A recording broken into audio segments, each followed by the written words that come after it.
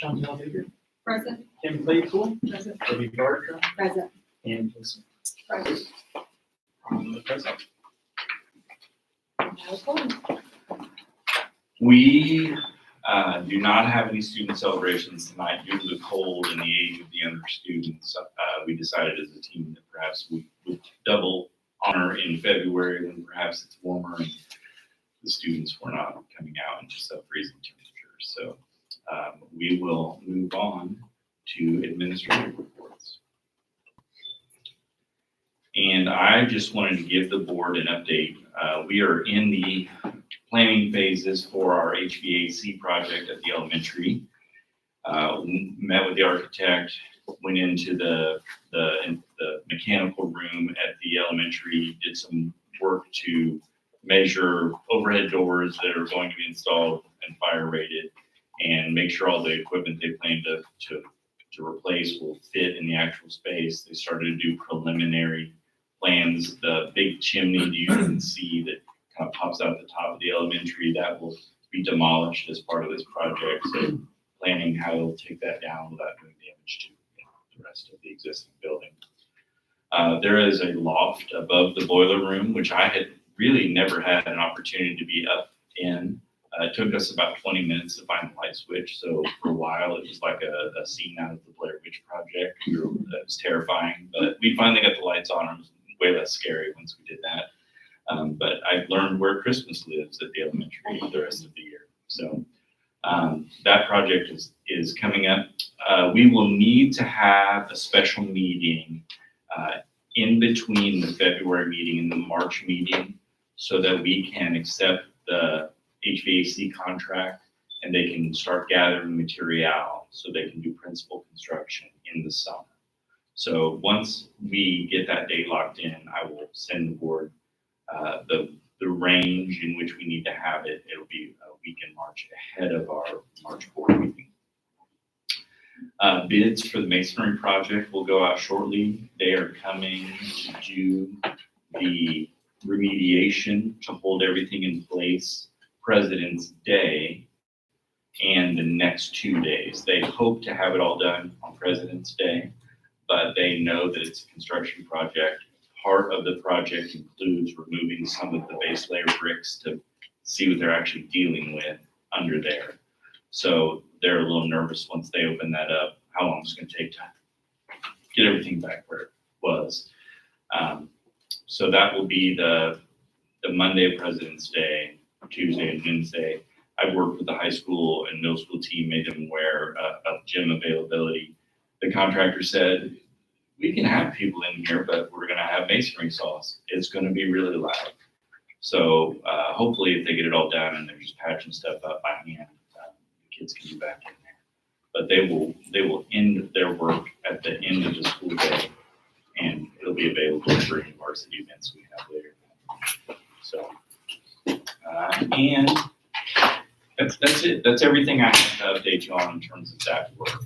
Any questions about any of that? Okay, Mr. Markers. So it's been a crazy start to this semester with the delays and the cancellations, but so my list is kind of short. With some upcoming celebrations I want to kind of talk about. In the past, we've done honors and awards in the last day of school. We've also done academic excellence last year. So we started last year with academic excellence. We honored the students that received Latin honors in the top 10. And so we'll continue to do that this year. But one of the things we ran into at the honors and awards is only a few kids got recognized, and it doesn't follow our mission statement of we want to grow and contribute for all of our students. So one of the things that we've looked at is for this year, we're going to change up on how we do it. We're going to do a senior scholarship breakfast. And so those students that that apply and receive scholarships, we'll do a special breakfast for those students and the people that are behind those. We're working on dates right now, and the goal is to have that at the Weaver. Make it a real special event. And then what we'll do is it'll probably be the last day of school, we're going to do what we call the senior showcase. So the plan is that we will recognize every senior in the senior class as we go through. In the past, in honors and awards, not every kid gets recognized. And so the idea is to move to a format where every student comes to the stage, they get highlighted for how they belong and how they've grown and how they contribute as a Northeastern student. and we celebrate them and send them off. And then the next following week, we'll have a graduation as always. So just something to change up to kind of help really kind of bolster our mission statement with the high school kids. One of the things I noticed last year is we had a few kids that received a lot of scholarships that called the stage a lot. We had a majority of kids that rarely got their names called, and they sat in the crowd the whole time, and their parents showed up and really didn't get to celebrate them. So that was an idea from our team that I like and I love it, and so that's something that we're working on for this year to start honoring all the kids, and that's just the ones that get scholarships or awards. So what's that taking the place of? So honors and awards on that last day where we would come in and have them do honors and awards, then do your graduation practice. Instead of doing honors and awards, we're gonna have a separate breakfast for the scholarship aspect. And then we'll call it senior showcase. And instead of just doing the scholarships and the awards, we'll honor every student that's in the senior class. So every kid will get called up, and the ones who normally would be at honors and awards, they'll get their thing said. So what we'll do is we'll have a screen up that says everything that their accomplishments, like the awards that they've earned, and have everything up on the screen. But yes, every student will be called to the stage. We'll have something that's said about every student, feedback from teachers everywhere from high school as low as elementary, memories that they have about those students. But yes, honor every kid. Is that top 10 dinner? Do you still do that? So we do the academic excellence. We put that together with the Latin honors. That's what we did last year at the Cleveland.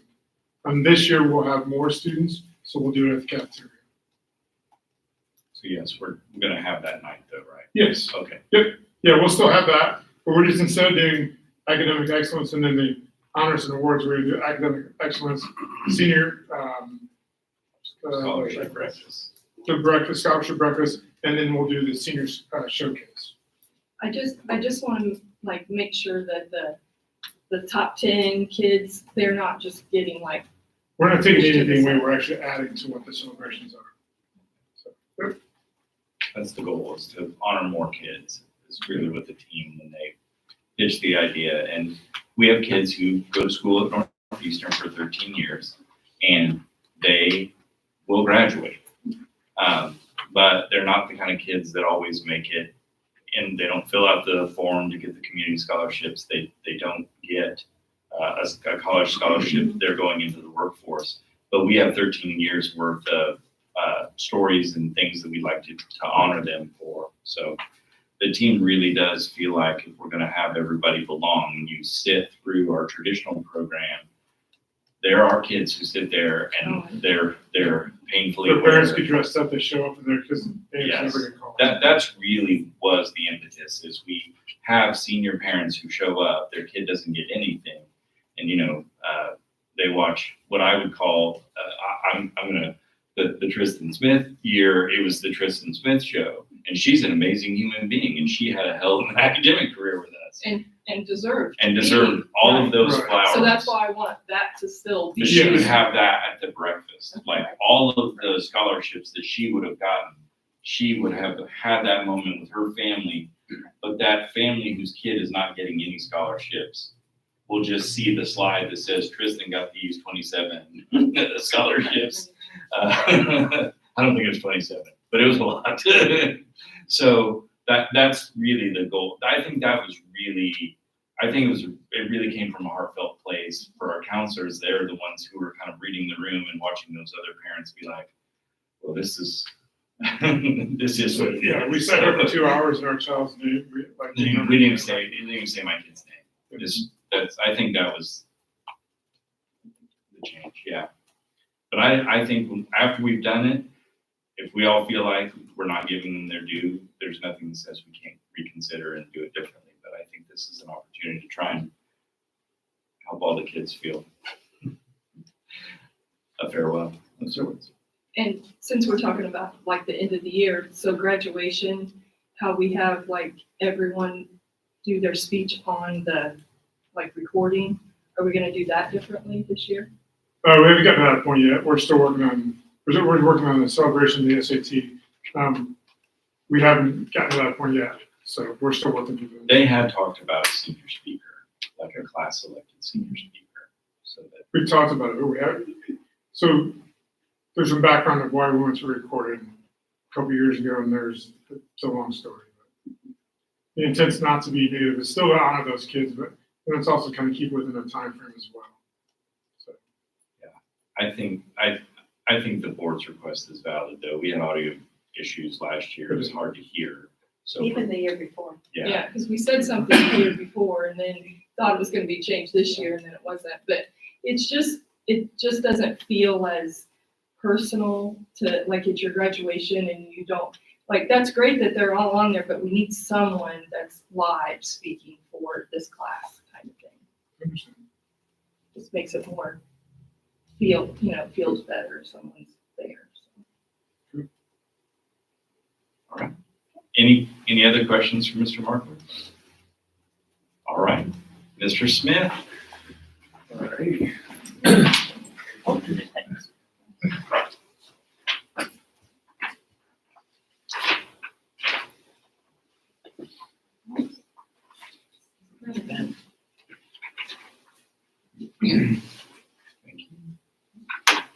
So like Mr. Merkle said, it has been kind of a crazy start back to the second semester. Tomorrow, the middle school plans to induct 9 new members into the National Junior Honor Society. We're going to do that in the cafeteria at 6. So if you guys don't have anything to do at 6 o'clock, come on down and join us. We'd love to have you. We will begin the middle school will begin the iLearn Checkpoint 2 on the week of the 27th, and we're going to devote one morning to ELA and one morning to math. So we will start that then. I was very grateful to attend the Chamber of Commerce annual dinner last Friday night, recognizing our local educators, including our own Dr. Hicks. Chantel and Lynette did a wonderful job in helping make that night very special for a lot of people. On January 30th, the 8th grade will attend a field trip to attend / tour the Uriah Sec Center in Newcastle with Mrs. Baker, our district's career coach. This will be the final class of the middle school to attend, as the 6th grade and the 7th grade have already been. I just want to publicly recognize our staff and our teachers who have worked very hard since returning back from break, dealing with all the crazy weather. And they've done a marvelous job working with our students from a synchronous point of view and working with those students to get the missing work caught up. And then I also wanted to talk about Mr. Hinkie. He had asked me to update you on, if you recall, he won the Lilly Endowment for Teachers, and he did a nationwide miniature golf tour with the idea of bringing back some cool ideas to implement here at Northeastern. And he's recruited a couple of high school kids to create sort of like a design team with the end goal of creating a 3-hole miniature golf course for our students to use. And obviously golf is not a winter sport, but we are in the planning process now. So hopefully within the next few months, we can start seeing some of this come to fruition. That is my report. Any questions? Any questions for Mr. Smith? When he went nationwide, where were some of the places he went? So he went to California, and I believe he started out in San Francisco and then went south. One or the other. Either started in San Diego or San Francisco and drove to the other. Yeah, and then he went to Florida. I think he checks in. I don't know. Or did he go to Minnesota He went first? to Minnesota Okay. and Milwaukee Yeah. and Kansas City. So maybe he didn't go to Florida. That was right. He did go to Florida. He was going to go to Florida, and he rerouted. So that's right. He ended up going to Kansas City. Yeah. And I talked to him recently. He has another leg that he had originally planned, and he reached out to Lily and said, I would rather take this money and invest it in these 3 holes. Originally, he was going to buy a kind of prefabricated hole, and he realized that they were going to be small and perhaps not nearly as creative as he would have liked. And so he reached out to Lily, and they agreed to cut off the second leg of the tour and parlay that money into more extravagant holes. So we're hoping the engineering class comes up with some pretty amazing mini golf scenarios for people to use. But it's been fun to watch him iterate that, and the collaborative nature obviously talks to all of us about it, and it's brought him a lot of joy. And I think he hopes these golf holes, will bring the school a lot of joy. Where will they be housed at in the school? Do we know where that? Well, that's probably a good question to ask him. I don't really know. I don't know if they've thought that far ahead yet. I think right now they're just trying to get what the holes themselves will look like and where those. But it may not necessarily be Like a permanent fix. Yeah. They may be portable.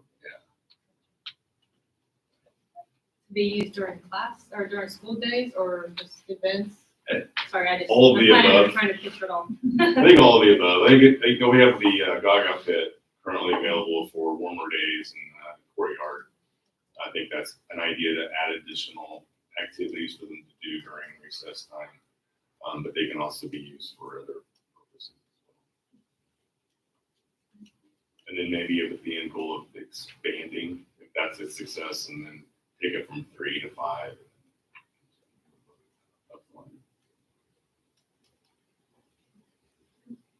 Thank you, Mr. Smith. Any other questions? All right. Ms. Stevenson. So most of my building updates are in my slideshow for new business. Okay, So if you want, I can just do it all then when we talk about curriculum. as long as that's Is that okay. okay? As long as that's okay with the board. It's all in one spot, so. Okay. All right. I have Mrs. Harrell's updates from the Early Learning Center. The Purple Room will have their Paths to Quality visit on January 30th, which will place them at level 3. This was rescheduled due to a closure. They are working on finalizing the details for the first NELC Valentine's Day dance that will be held on February 7th. A 3- and 4-year-old dance sounds Instagrammable, at least. That is adorable. The state licensing group came last week. She was very nervous that they would come. She will be out for a period of time here at the end of the year, and she was convinced they were going to come while she was out, and luckily they came. And so I talked to her after that visit, and she was about as relieved as I've heard her in a long time. So they came, and we have a new consultant for our area, and Mrs. Harrell and the preschool team are thrilled to announce that they had 0 citations. We've had that building open for 5 years, and there's always been something that they've cited. Sometimes it's the water, sometimes it's the way we hang up backpacks. But this year, no citations. So it's quite an accomplishment for them. She's very proud of her team, and I share that pride that team worked hard and she leads them well. So really excited for them. And then Mrs. Curtis and Mrs. Harrell will be meeting this week to start the enrollment process for next school year's new crop of Early Learning Center students, which is crazy given that it's below 0, but it is that time of the year. The NELC will be celebrating the 101st day of preschool this next week. Stay tuned for fun pictures related to that day. And we are planning on meeting with the YMCA to discuss plans for the upcoming school year for the employer-sponsored childcare grant this next month. We are making sure that we spend out that grant as we come to the end of it. And we are trying to understand from the YMCA's vantage point what a cost would be should we work with our bargaining partners, the Northeastern Wayne Classroom Teachers Association.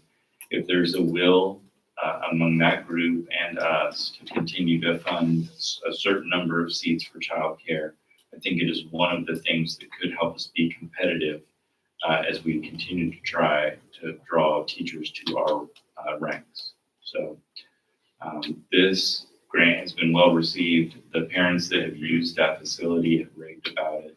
It's been a very positive solution, and we need to consider whether it's something we want to continue or not. Yeah, how many spots we have right now? I think we've had 9, we've filled 5, and we will have perhaps 1 more starting in February.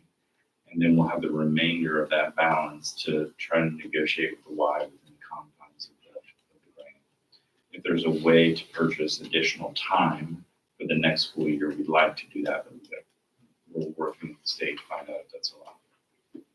So, she's put a ton of time into that grant, and for those, for those as their parents and had to figure out that first time you have childcare, it is an overwhelming process, and for us to sort of ease the way for those folks, it's one of the reasons that I think they'll want to stay with us.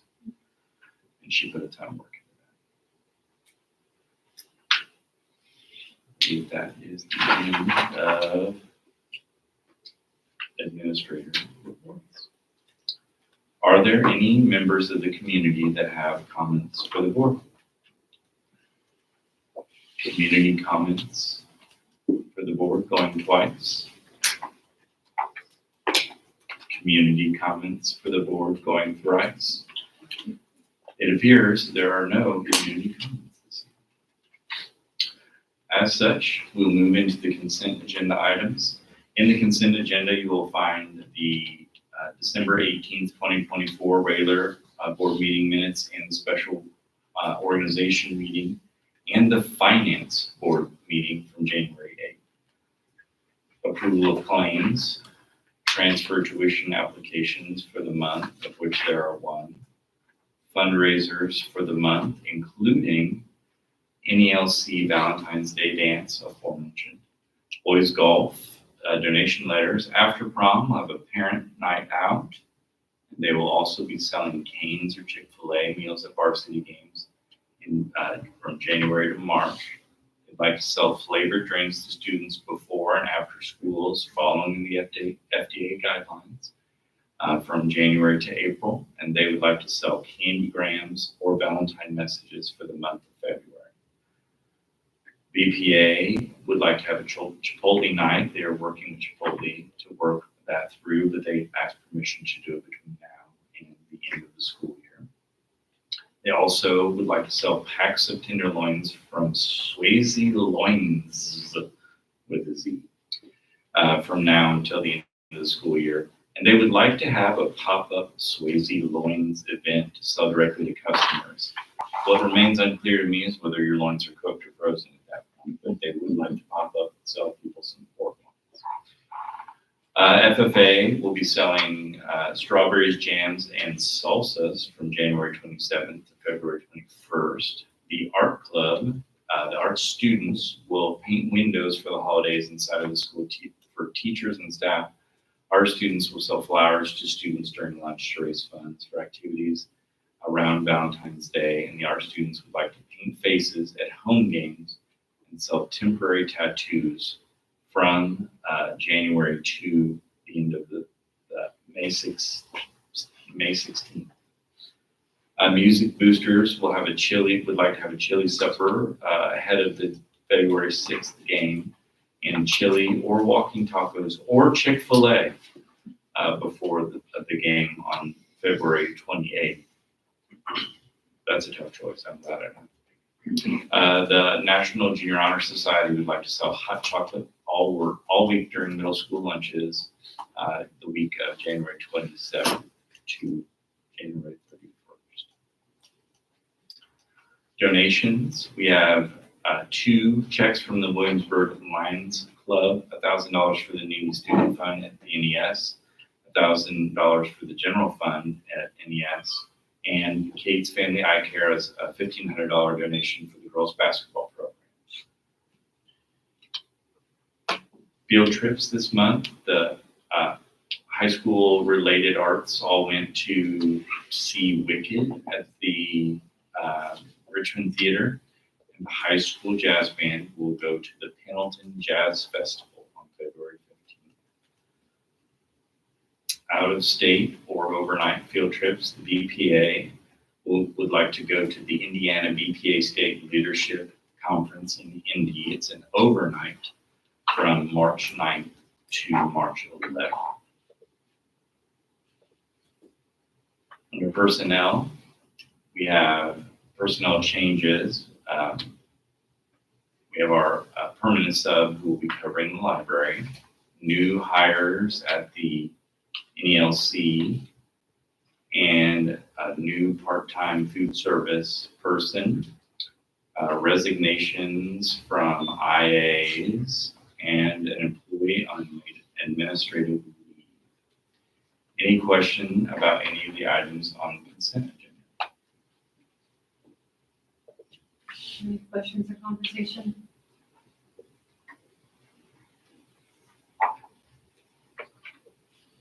Motion to accept the consent agenda. Motion made by Mr. Van Dyne to approve the consent items, second by Ms. Bartram. All in favor? Aye. 5-0. Under new business, we have outstanding checks that need to be canceled per policy and state law. And those checks are older than 2 years old.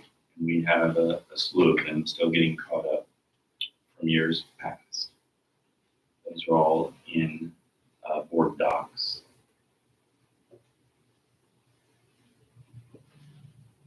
Do we have a motion? Yeah.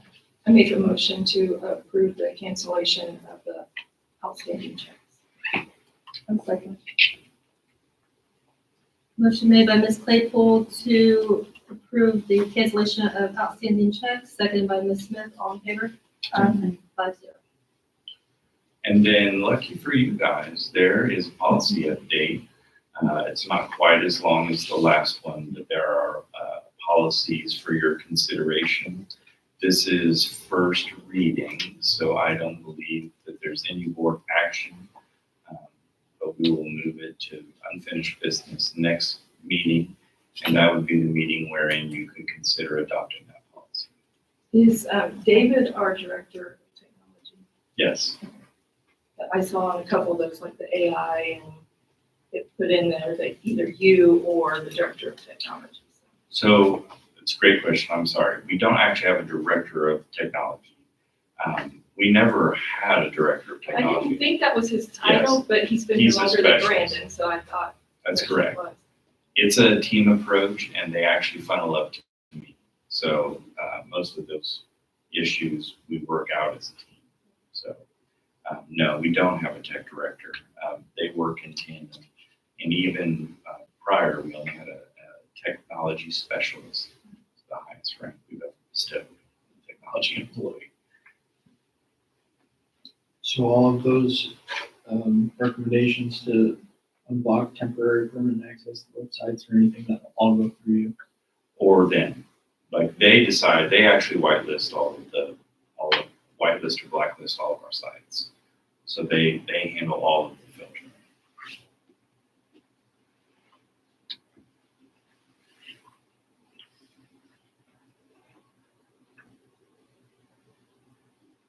How many's them? How many is them? Just two. And if we run into, like, we're interested in a history, what have we done here before? Mitch has been on the technology team the longest. He's still a classroom teacher technically. But when we have technology team meetings, it's Brandon and David and Mitch and Justin who attend. And me.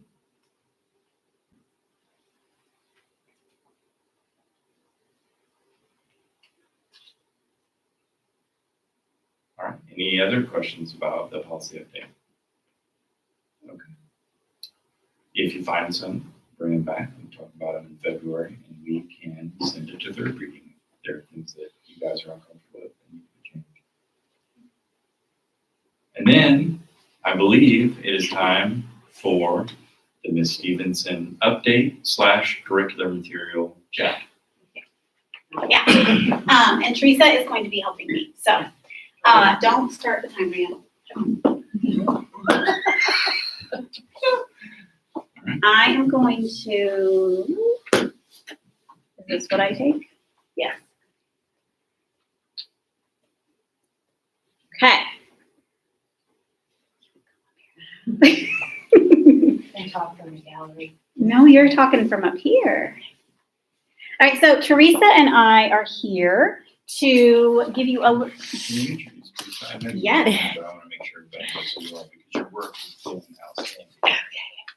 Mind your way. Do you want to introduce yourself? This is Teresa Irvin. Yeah, She is I'm a our little shy, as you can tell. She's our literacy coach, and when we joined the Indiana Literacy Cadre, that was a new position that we were able to fill, and she came and joined us for that, and she's one of the smartest people I know.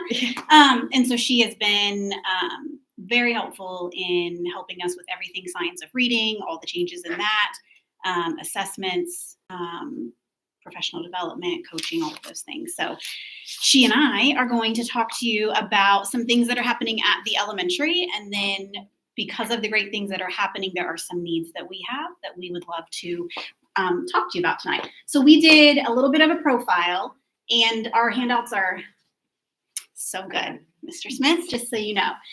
We wanted to start with our mindsets. These are mindsets that I've had in front of my staff a couple of times, but we have not honestly referred to them lately. So it's something that I want to do in February again. But it's that all of our students are all of our students. Not one kid belongs to just one teacher. Strong tier 1 instruction, which is happening in the classroom with our classroom teachers, is the best tier 2 intervention. So if your tier 1 is strong, then tier 2 is not necessarily always needed, which is when a student is struggling. So we're always working on tier 1. All students deserve access to learning and celebration, and collaboration is key. So we obviously want every kid to have skills to be able to read. We want them to be able to read and to be successful across all contents. So part of our team, number one, obviously our teachers, and I have several here. Shout out to the teachers in the gallery. They are the tier 1 warriors that are in the classrooms every single day. And then they're also providing tier 2 for students in their room who might need intervention, remediation. They're pulling those kids as well as providing some of that in the classroom. Coaches, and then our reading specialists, which both of them are here tonight. So thank you. Are a huge part as well of that team. And they are the team that starts to come in when tier 2 is needed, and then tier 3, which is our highest level of intervention that a student would need prior to being tested for possibly an IEP for special education. And then our interventionists, and then all of our TAs. So we were so fortunate with ESSER to be able to hire interventionists, and we've been fortunate to continue to hire them and to keep them on staff, even as funding has changed. And I'll be honest, the data you're going to see tonight would not be possible without this group of people. And so they have joined us, and they are working with kids K through 5 every single day, moving every 30 minutes to a different group. So what we're going to talk to you about, one of the big updates is that we just finished our iReady reading and math assessment prior to Christmas break, which is considered window 2. We took it at the beginning of the year. And I just took a screenshot of the entire school just to show you what it looks like. This is the school screenshot, but every teacher has this as well for their classroom. And what this shows, this is just reading. I don't have math up here, but it shows you all the different domains. So phonological awareness, phonics goes down that list. And up above is the key to see what does that mean. So if it's a shaded green bar, it means that many kids are mid or above the grade level. Green is when they're early or early on in the grade level. Yellow, they're 1 grade level behind. Red, 2 grade levels behind. And then if they're red and shaded, they're 3 or more grade levels behind. But this is the best data that I've ever had in a building. And this is the best data that Teresa, I think we've talked about. Like, it's extremely exciting to see the gaps that we're closing. So as you can notice at the top, phonological awareness and phonics, those are the foundational skills. And there is hardly any yellow or red. When you click and dig deeper, there are some grades and some classrooms where there is 0, which means there is no more need. They've assessed out of that. And this has not always been the case, especially with COVID. And even into 3rd, 4th, and 5th grade, we have students that, or had, and we still have some that still need to close those foundational gaps.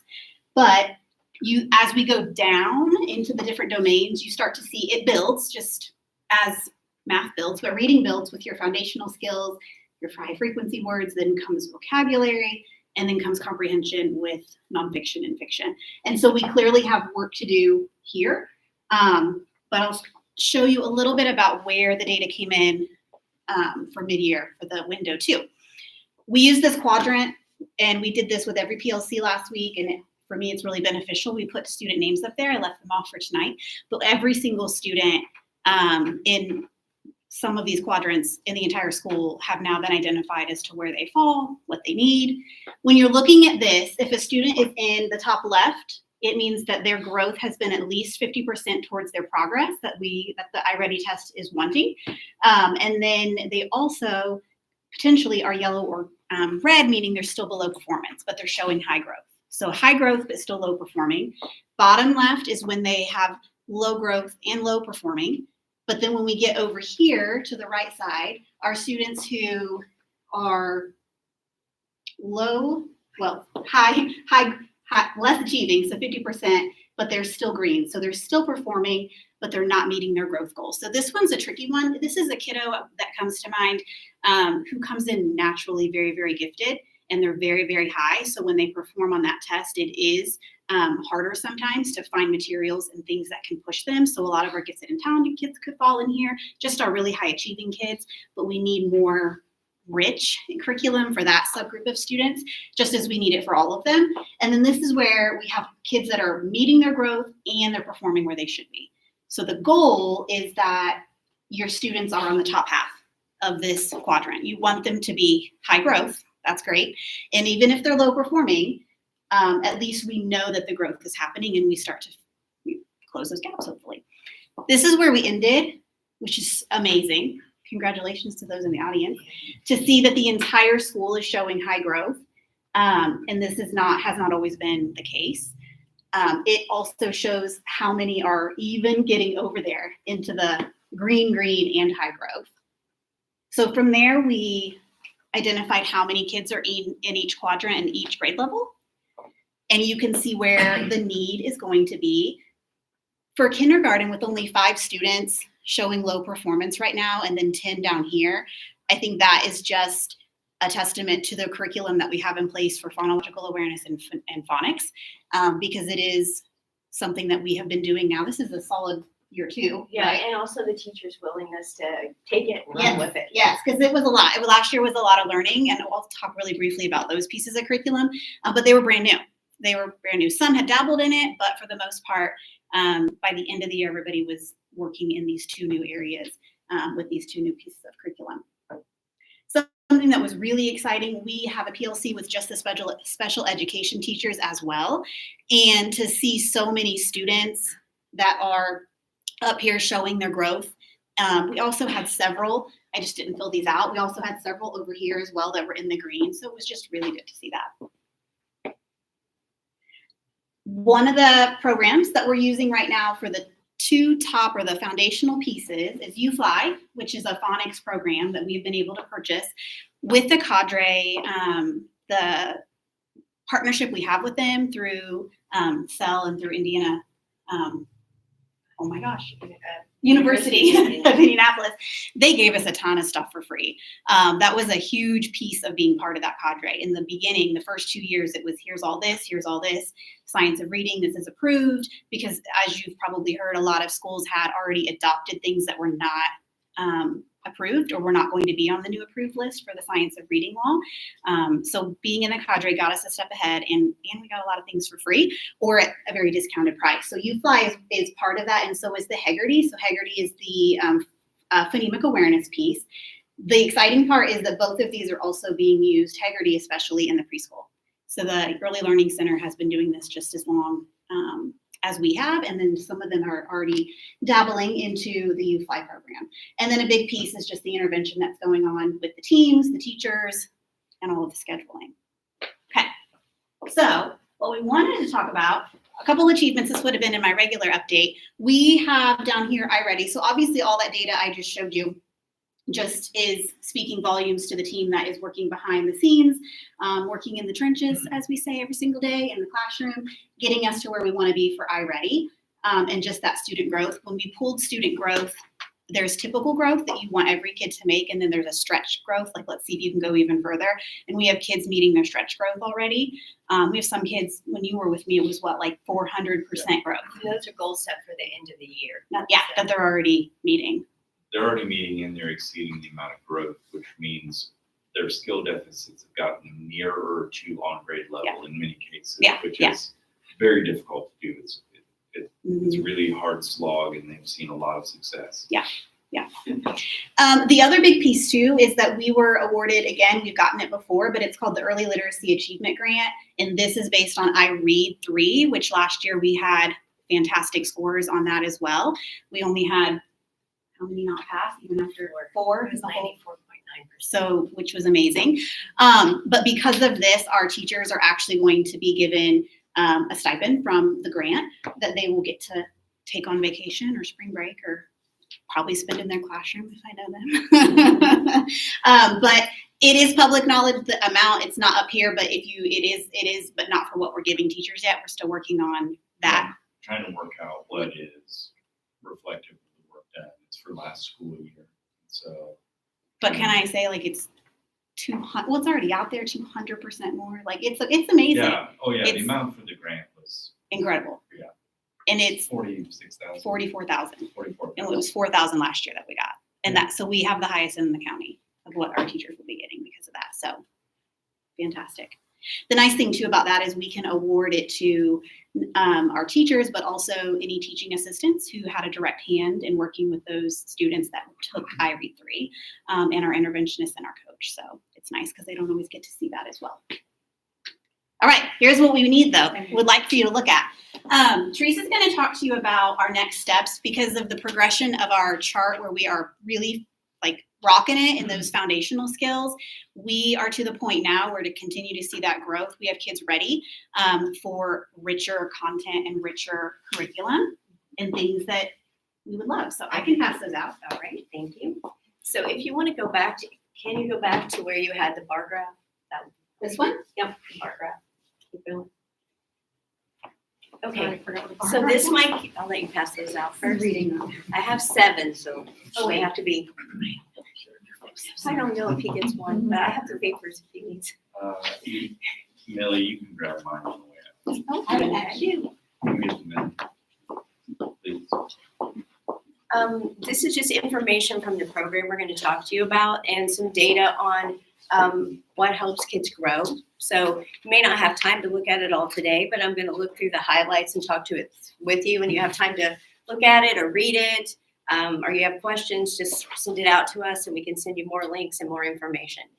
So when you look at the data here up at the top, the first 3 things are really controlled by the programs that we're doing along with great teaching in the classroom. So phonemic awareness, phonics, and that high frequency words. We have programs that address those and we've seen a huge growth and less kids falling behind in those areas. But if you look at the weaknesses that we have, what I call weaknesses are the lowest parts, even though they're still great.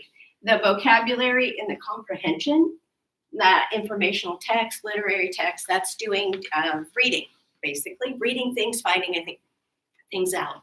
So I do get a little nervous. So my first might be dry. I'll be okay. So what we were trying to look at is come up with a very good curriculum that would address those needs. The curriculum that we have had is not fully approved by the state anymore with the science of reading. It's missing a lot of components, and you think of what you had in school. If you had a great teacher, like Mrs. Jonty, she goes and gets books and does and studies topics and does all these things, and you get to learn great things. Someone who follows the basal or decides, I don't want to follow the basal, or I just want to copy stories off of here and read it because it's more convenient, it's easier, that's what they think are best for kids. It's fine, they all are doing a good job. But when we look at all of those kids together, they haven't gotten the same experience, right? So what we want to do is have a way that we have a program that's consistent, that's built on best practices where we have consistency across the grade levels. So we can compare kids when we get to those PLC meetings and we're meeting with people that we can see, oh, you know, these kids really are having problems because we've done all of these same things with these kids, but they're still struggling. So right now we don't have that option. We have a menagerie, I would say, of things that we choose to do to help build this comprehension of vocabulary. And it often gets overlooked in every school. We're not alone in that. So there is a program in there, it's called Wit and Wisdom. We've reached out to the company and been going back with them for a while, even since last year, because we realized that was a need that our students had. You want me to show a little bit? Yeah. Okay. So this might be helpful for you to see. These are the books that we were using before to teach reading. And we still use them. They're not terrible by any means. But what they do is basically take high frequency words and some pictures and help you try to figure them out. These are the books that the company that we are looking at has. Stop me if you need more further information. But they really take topics or people and do a more in-depth information on history, science, arts, all those different kinds of things. And so even in a kindergarten grade where you think they can't read yet, they would have a story like this. And there's a part where the teacher is going to be asking them the questions and they have specific jobs that they're looking for. So they look very different than maybe the books you're used to with your kids or my kids, and things like that. So the whole point of this is to build knowledge for the kids so they have something to attach onto as they learn history and science and math and arts and their reading. So their reading can advance more quickly because the more knowledge you have about topics and broad topics and you learn over time, the better it is, the more success you have in school and everything else. And So, one of oh, the sorry. One of the Stop me. shifts in the material itself is when we were teaching students to learn prior to re-implementing, because science reading is from the 80s, and it was moved away from, and during the time away from science of reading, the focus became using your tools, i.e. look at the picture, make inferences. Kids got really good at reading visual cues within a picture and filling in the gaps from their literacy, but they weren't always developing literacy. These texts, there are pictures, but if you read the text adjacent to the pictures, you have to read that text to understand what's going on in that book, just like you do when you get to books within pictures, chapter books, those sorts of things. So the skill level that is being developed now supersedes the skill level that we were doing prior. And this is not casting dispersions. It was best practice at the time. We are in an age of we know better, we're doing better. But in order to do that, they need these texts that help students develop the skills it's going to take to move up into their learning literacy. Right now, these texts help students learn how to read, but very soon, after third grade, they start to have to read to learn. And when it makes that shift, if you're not ready, the whole academic structure falls on top of you. And so we're building a foundation so that it won't fall on top of you. And this is like wish list, like Christmas list style. We would want this K-5. It's a K-5 program. It's a little pricey to do that. So we looked into K-3, third grade being IRE tested, still a little pricey. If we can at least get to K1 and 2, getting these into their hands and work our way up, that would be phenomenal. They do have an online component as well, but I don't want to speak for you, but we want books in hands. We don't want just more iPads and things like that. So it would be exciting to get books that teachers can pull and start using. Some of the quotes in the material that Teresa gave you talks about learning. We're looking at. Here, I can pull up. Oh, yeah. I So can if- pull up the quote that the board's considered. Okay. Oh, I meant a quote, like a Oh, verbal oh, quote, to verbal. quote the author. Sorry, no. We're not ready for that. We're going too We're almost slow, done. let me know. But the handout, can't remember what side it's on now, but it's blue like this, and it has this little chart right here. This is what we're talking about. We are really good at the bottom half of this right here. The top that we're trying to build is that language comprehension piece at the top. And all of you know, and I know, kids, or even people, even me sometimes, if I don't know anything about a topic, it's very difficult for me to understand it.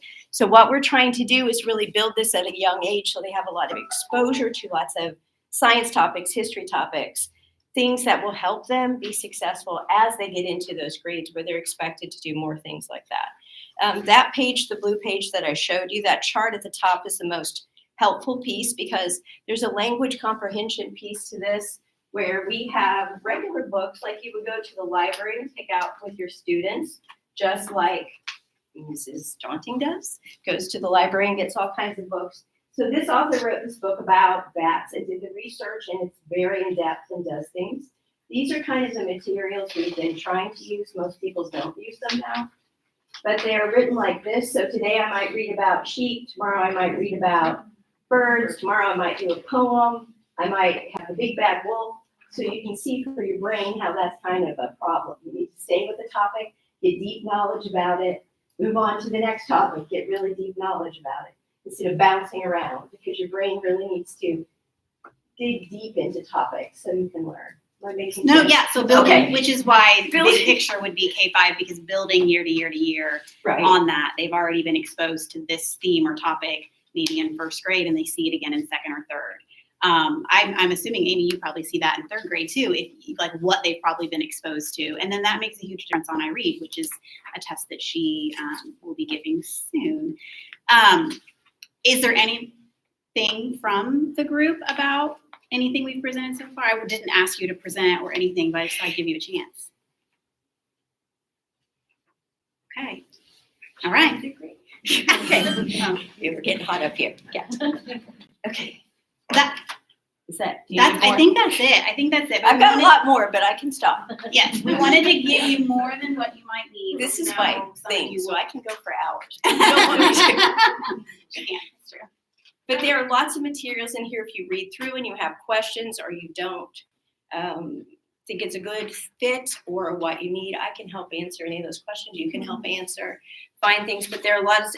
There's a lot of information in here that's helpful.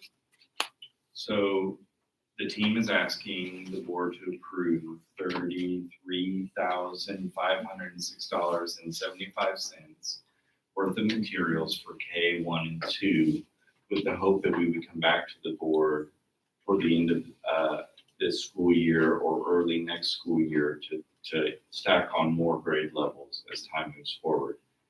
The difficulty with buying it all now is that this is a bargaining year. We're not sure what the state legislature is going to do to us in terms of funding, and we have to balance our curricular needs with our need to retain staff. So. This is one of the top programs. I don't think we said that. If you do any research on your own, Amplify is another one that's out there. We don't need that one, even though it is phenomenal too, because we already have the phonemic awareness and the phonics materials that Amplify offers. So we don't necessarily need all the bells and whistles for that. This right here would fill in the gaps and the blanks that we have right now. And one of the reasons it may look more costly because they actually do use real books, so they have to have copyright, like they have to pay the author some to be able to use that book within those themes. So that's why. You can keep your folder, but I am going to take your book. Yeah. So we don't have a lot of those. Yes, do you have a they're question? Yeah, so I'm just curious, because you said, there's two programs, K through 3 and K through 5. Is there two certain grades that you see the most struggle? I mean, is it like kindergarten going into first grade, or is there any specific grades going into the next one that's a struggle? I'm just curious, since there's two different programs, like what is the most, what do you guys see? The program is the same, K-5. We're just ordering certain grades of it, but it would continue on. So we could get the whole thing. We can add on as many as we want if we work with the rep. And what grade are we doing? K1 and 2. K1. What was the cost to go through 5? I know it's not on the quote, but. We did K through 3 and it was quite a bit more It than was that. 20 grand more. And it more about- grade levels. They get more expensive as the ages go. And actually, it's a K through 8 program. So if yeah. you eventually, and the good thing about it, building from the bottom, is it is more rigorous and more difficult than most kids have been used to. So if you start with this K through 2, it's a good start because they'll get used to it. Maybe next year we move it to 3rd, next year we move it to 4th, or 3, 4, 5. I mean, that could be a sustainable plan as well. Yeah. I think because we have a quote somewhere with 3rd grade, and I think it was about 46,000. I think if we added that on plus the online component. To answer your question, they're all important and they're all difficult in their own ways. I hope that with UFly and Hagerty that we're helping in the classroom to fill a need there with those curriculums.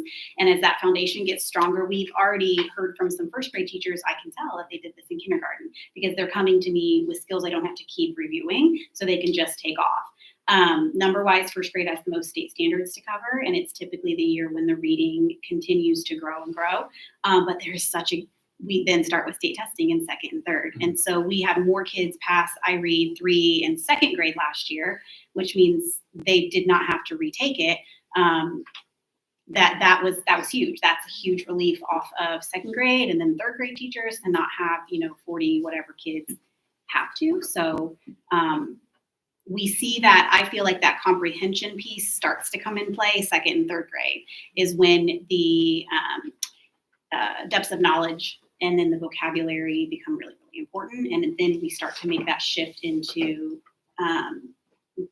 deeper knowledge like he was describing too, and the chapter books and things like that. I'd be interested to know what this goes for if we were to take it through grade 3, because for that reason, I'd like to see it go through K through 3. Okay. So you said that, Is there a discount? I see there's a discount row. There will, so yes, when we work, because we're working specifically with a representative, then we can get a discount. If we would have just gone online and added to the cart like I do with my life, then there'd be no discount. But because we use, and Clayton knows what I'm talking about, but because we're using an actual rep from the company, we can apply more of it. Like it's kind of like the more you. And they seem to be able to work with us, and they just will revamp things and based on what we're able to get and do. They want us to be successful. They don't want us not to be successful with it. And I'd be So- okay letting go of some of the online pieces for like the littles, because we have iReady, which gives them their path. We have some things that already do that. My next question was the online piece. Where does that tie in? Mm-hmm. I think it's more of just keeping track. It helps the teachers maybe with some things that they may have to copy with digital things and stuff like that. I mean, in the real world, having it all comprehensively would be awesome, and getting the training to do it. But I think from a financial standpoint, if you have to grade it, then start with the lower grades so we can get a good foundation and get them going, and then work the way up if that's possible. But it's all excellent material, and it would all be very useful. They're very ingenuity. We can make things work. We've been making things work, but it would be great to have those things so we can have those good conversations that are consistent across the board, so we can reach every kid. That's the goal, not just, so you said that you would maybe come back to us at the end of this year? What did you say? So once we bargain, and I have a sense what salaries are, we have enough to buy even another grade level in November is usually when we bargain. So there's a chance that maybe we wouldn't have the money. There is a chance. And what would best case scenario right now? Would it be to 3? Would it be to 4? Would it be to 5? 3 you're really, really good with? I mean, what's best case scenario?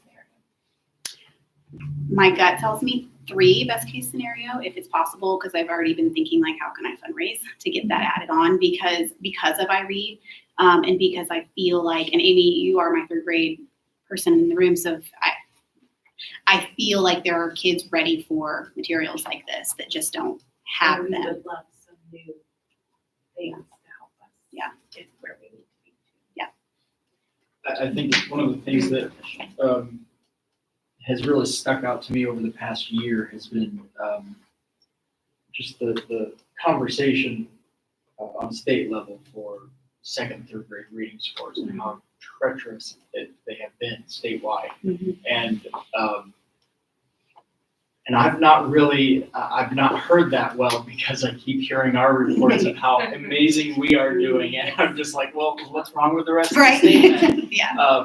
it is really making these changes are hard. That's why you should be so thankful for your teachers. Yes, and I have heard from Tierney just the journey that you have all gone through, and all of our teachers in the elementary school have gone through to make these changes happening. So I'd save it for our board comment portion, but very, very, very grateful for all of your hard work, and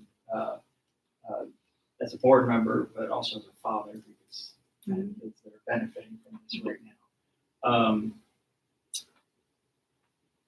Yeah, so I'd be really interested in seeing what this does go through to meet the class, a quote to get through grade 3 to meet the iReady Tierney already students. said I do have When it. are you wanting to? What kind of saleswoman would I be? Go figure. How about package B? sorry, well, just to your comment on online, online is really a minuscule part of this whole. Mhm. The online package is K-8, Mhm. and it's only $2,000, it's less than $2,000 for that whole package, as I read that. How soon are you wanting to implement this? I mean, as soon as you get them in your hands, or is this something you want to start for next school year? Or what I are your think thoughts? Go ahead. We even talk about have a couple of first grade teachers already gotten, I got some samples and she's trying it out and she's going to the library and getting the books and doing things. So I think the best thing to do is feel what the teachers want. I think there will be people who want it right away and want to get going. And you can do it in that way, I think, too.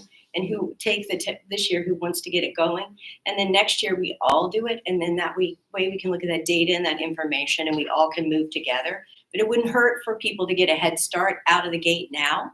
I mean, I don't think being forcing it on anyone No, until they really learn We how to talked do it. about the rollout. But really Mhm. helping get it going was really important. I feel like it's a need. I don't think there would be anyone sitting here who goes, that's not a need that we have. We've really made such great strides that this is where we are, which is a good problem to have. We need things that meet the needs of the kids we have. Mhm. So is there a curriculum that goes along with it and guides you through the year? Yes, yep. Mhm. And it Okay. works with writing, literacy, building all of those things. And one thing we didn't touch on, but it really is rich in science and social studies, and not by choice, but those things have started to, we see less and less of it in the elementary. So it's really deep in science and social studies content and ideas and vocabulary as well, which will help with some of that. And a lot of topics that kids are curious about and want to learn about and are high interest, which is really important.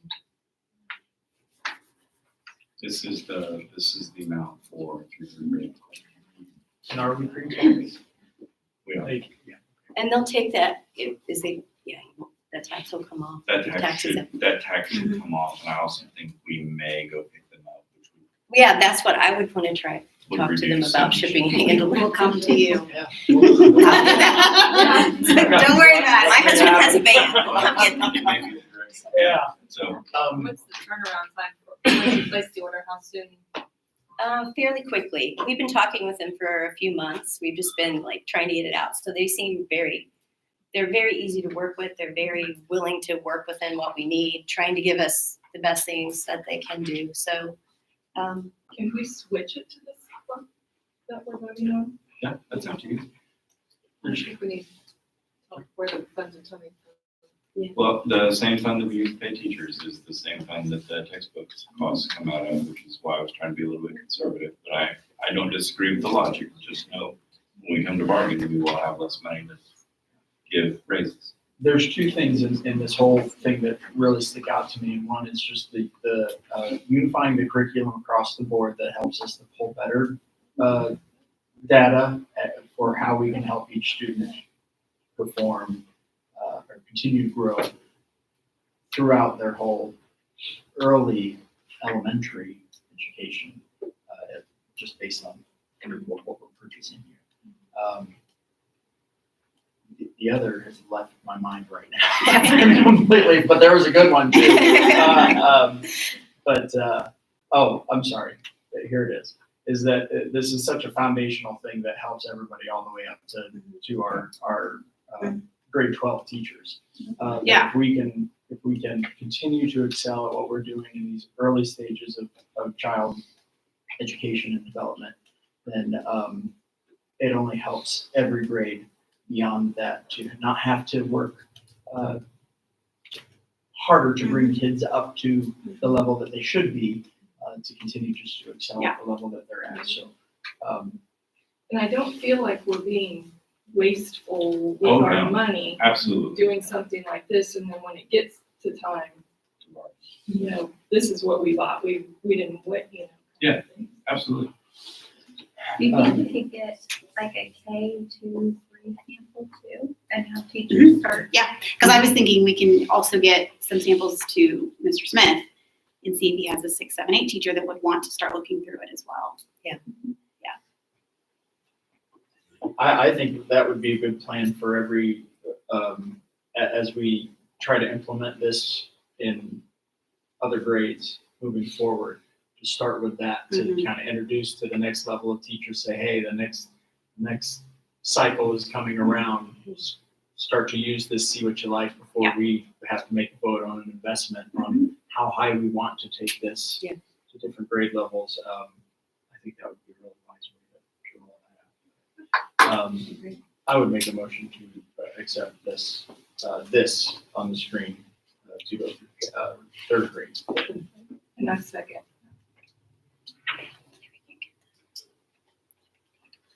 Yeah, we'll go pick it up. Motion made by Mr. Van Dyne to approve the reading curriculum, I can't speak, or NES K through 3, seconded by Ms. Claypool, all in favor? Aye. Oh, thank you so much. And you did Thank you. very well explain it. Thank you. I get a little worked up. That way I remember. You did a good job. You tell you're passionate about it. You Yes. did a really good job. When we're ready for a public speaking course. I'll forfeit my, I don't know, Mr. Mark Word, my next two updates. Thank you for your time. Sean, please, thank Can I, Tierney, since that was your report too, can I ask? Yes. I heard through several parents that we had some kids or classrooms that had to wear coats the last time we were actually in the building. How's that working out right now for, Yes. I mean, I know long-term big solution, we've got plans, we're Yes, we working on do. that. Yes. But that's gotta be affecting the classrooms right now.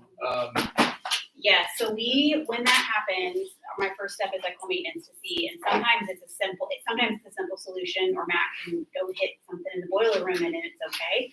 But when it gets to that point, we have other not classrooms, but we have other spaces that Brian and I have talked about. We could relocate them to the library for the meantime, and the library into the classrooms. Hopefully it's never more than one class at a time.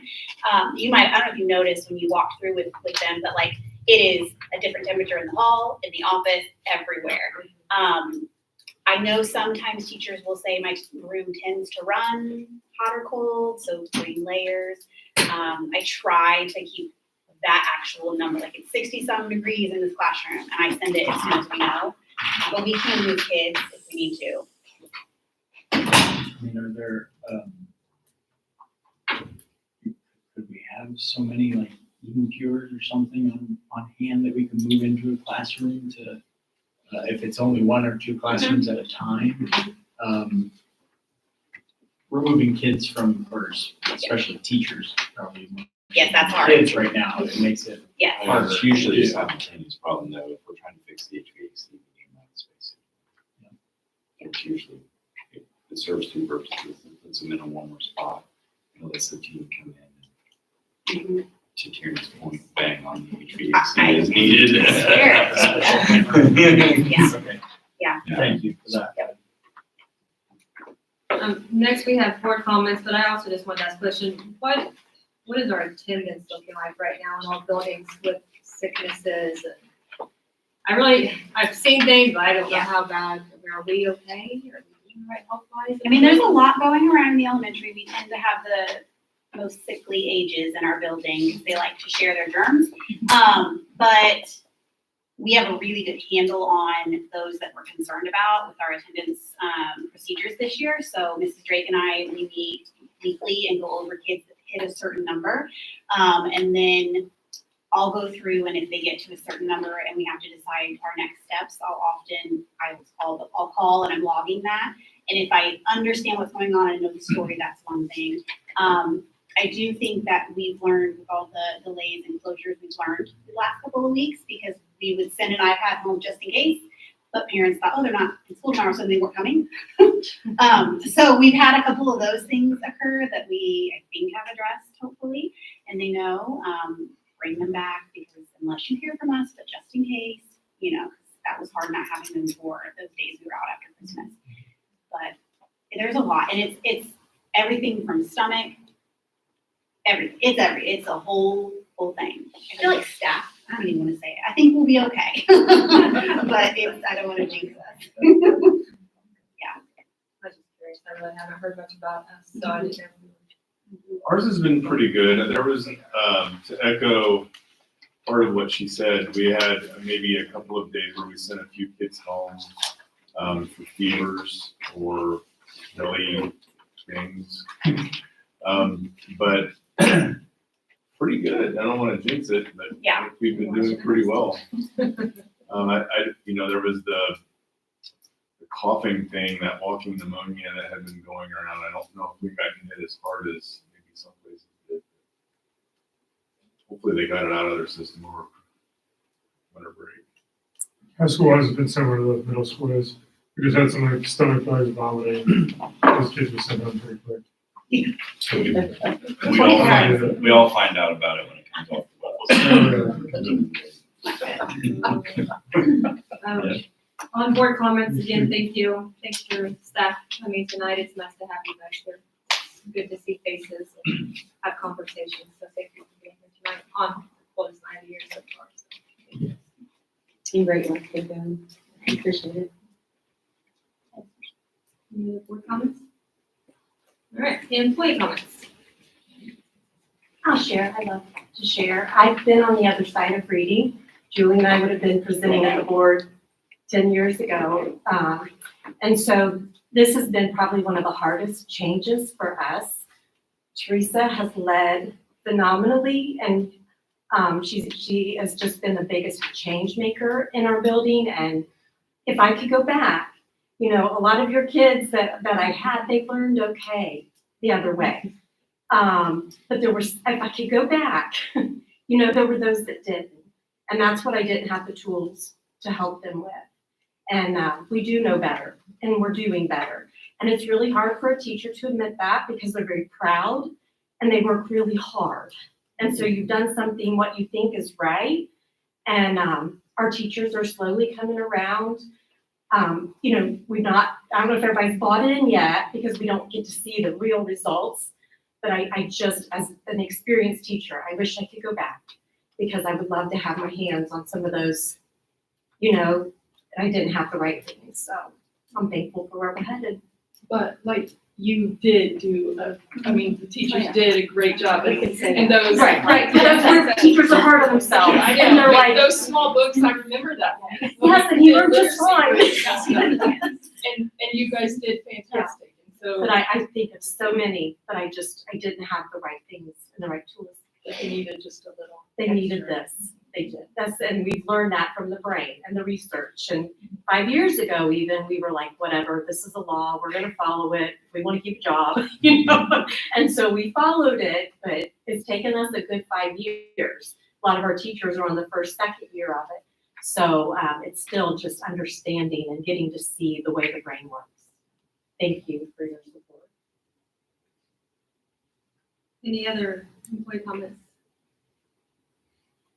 I would just echo the work. I mean, we talk about it when you're not here, but it's nice to have you here. The board has recognized the literacy improvements over and over again. Ms. Stevenson has been adamant that you guys are praised in front of the board for the work you've done. And we've had news stories about it. We may or may not be the highest performing school district when it comes to these sorts of things. But what I would say to you is, I know the personal piece of it. I know the individual conversations we've had about things that we used to do and how tightly we really held those things. And for you guys to be able to say, we've got to let old things be old things, and we need to use these new things because we really believe they're going to make a difference in kids' lives. I couldn't be prouder of the work that you guys are accomplishing right now. It shows in the data, but it also shows in the way that you talk to each other, the way you talk about literacy. It's really impressive as an educator. So thank you. You guys are welcome in the classroom anytime. I mean, let us know when and like. It's kind of like having company at home, like you put your clean clothes in the dryer or wherever just to put them away. But I mean, it's just come and see because Dr. Hicks stopped by and I said, this is what we're talking about. Like, and the kids, they know they're doing well. And to have that ownership of their own learning is pretty cool. I am lucky enough to have a 5-year-old, and that's probably why I'm one of those that maybe bought in a little faster than others is because, oh my gosh, that what he has learned, his growth. And I'm like, oh, I can't read, and I'm like, I'm like, yes, you can. Okay, yeah. things that used to be hard and struggled and I was worried and Christy Brent thought I was crazy, but I mean, it is mind blowing. I love how we know the whole building. Yeah, I mean, I know We've exactly. been here. Well, and just, you know, we used to be so focused on first grade, but we are not one child, not one is being left behind, not one. And I could have said that with such positivity And there's a Sure, we're not fantastic leaving anybody. NPR, there's a fantastic NPR story that basically went, and during the time when we moved away from science of reading, the onus was shifted to parents. And the responsibility for literacy was shared by parents. And the research is clear that if a parent hasn't been trained like these guys have been trained, how in God's name are they going to know how to teach their kid how to read, right? And just volume, right? Reading a lot isn't going to fix it. The skills that these professionals are teaching those kids, regardless of the home they're coming from, is setting them up to be successful, not only in our K-12 system, but should they continue on in higher ed, but just having the literacy to look up, learn about whatever they choose as they age is so critical. And you guys, it's happening. It's amazing. For us to visit the classrooms of the teachers who would like us to visit, because I'm sure there's some that are like, yeah, that's, it's getting comfortable. But for the ones who want us to visit, how would you like us to go through that process to let you know that we're, you know, how do you want us to do it? Well, you have an invitation from a teacher. We can work out the date. Why don't you send me a string of dates that you'd like to have board members come? And I would remind the board it probably has to be 2 or less, so we don't have a quorum. So we can set up multiple dates and work it out. There's the secret reader Oh, yeah. thing going on right now. That would be something too that, I don't know if the board was sent that. Probably not. Yeah. But if you'll send me the secret reader information, I can send it to them. Yeah. Thanks for offering. And thanks for offering. If there are no other comments, I would accept a motion to adjourn. Make a motion to adjourn. And second. Motion made by Ms. Bartram to adjourn, second by Ms. Smith, all in favor? Aye. 5-0, we are adjourned. At least the graphs is nice.